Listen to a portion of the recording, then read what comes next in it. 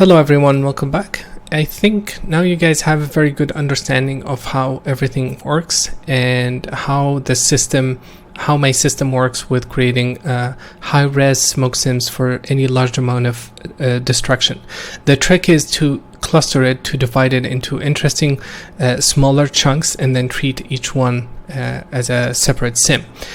One thing that I didn't add here, which is the velocity from the SDF, and I didn't do it for the static geometry because I noticed that when I have that, I get a lot of weird pushing from the geometry into the smoke, and I only kept it for Kong and for the IREX. And there's nothing different here. You just add, when you do the VDB from Polygon, you just add a velocity field and it's gonna be automatically handled in the sourcing.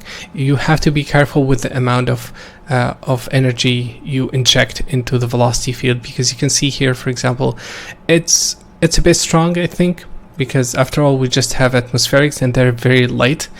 And that's pretty much it. The other thing I wanted to point out is you don't see any seams or any neighboring issues between the clusters, between our four sims, even though they are done separately. And you could explore trying different sizes, different numbers of clusters depending on how much resources you have. And again, let me open a different shot. I've done, these sims are not, they're all mid-res sims, and you can see they're holding up really well because I've done only a small amount of, like the domain is much smaller than having to deal with everything together, and they're holding up pretty well here. Now, in terms of rendering, I will be honest, I've not done, this render is not very realistic, and what I was looking for is really to get some interesting visual.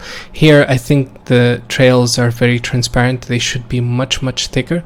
It's actually sometimes you see like a continuous streak out of this, but we could get this. The visual is there, the information is there. It just lowered the density very low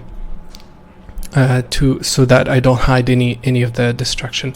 And that's pretty much it. I hope you guys learned some new cool techniques that you can apply to your own existing sim.